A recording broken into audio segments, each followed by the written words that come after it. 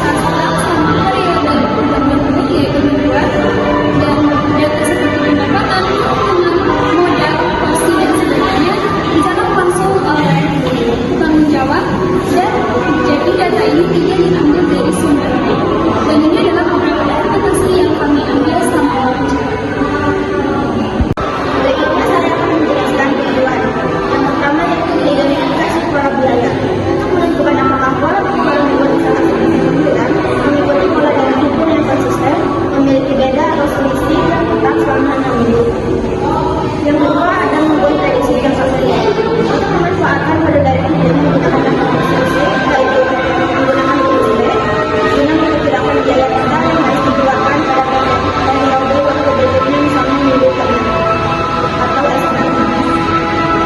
Selanjutnya ada data yang diolah. Data yang akan diolah adalah data primer yang dikumpulkan langsung dari wawancara dengan penulis untuk memenuhi selama 6 minggu. Yang paling pertama yaitu data utama yang diolah. Yang pertama ada beda atau selisih perubahan biaya antar minggu. SM yaitu biaya pada minggu berikutnya. DM yaitu total biaya kumulatif sampai minggu ke-6. Yang kedua ada bulan yang diambil dari tabel. Minggu ke-1 yaitu 2 juta, minggu kedua 1.300.000, yang ketiga 1.800.000, yang keempat 1.500.000, dan yang kelima 1.600.000. Yang berikutnya yaitu pengolahan data, penghitungan dan hasil. Kita menghitungnya itu pengeluaran, dan total pengeluarannya itu 8.300.000.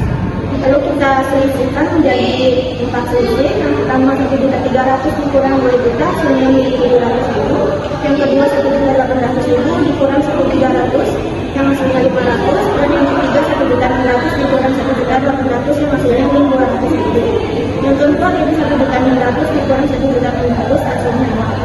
Lalu dijumlahkan menjadi min 400.000, lalu diratakan min 400.000 dibagi 4 menjadi min 100.000. Yang berikutnya ini adalah minggu kelima.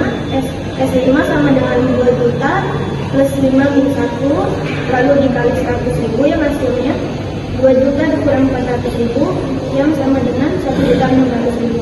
Lalu kita yang kerja 5 yaitu 5 per 2 dikali 2 juta plus 1.600.000, lalu dikebawahkan 2,5 dikali 3.600.000, yang hasilnya 9 juta.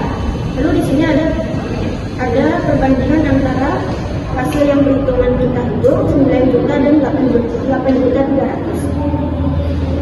Lalu yang minggu ke-6 atau S6 itu 2 juta ditambah 6 min 1, lalu dikali 100.000, yang hasilnya 2 juta dikurang 500.000, hasilnya 1.500.000.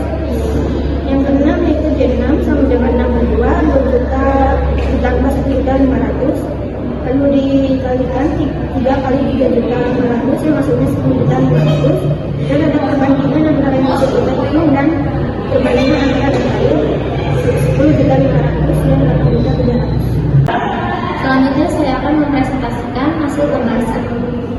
Perbedaan antara hasil perhitungan matematis dan data real terjadi karena variasi nyata yang tidak dapat dimodelkan hanya dengan rumus deret hitung. Data lapangan dipengaruhi oleh penyesuaian nilai per minggu, pembulatan angka, dan ketidakkonsistenan pola penurunan.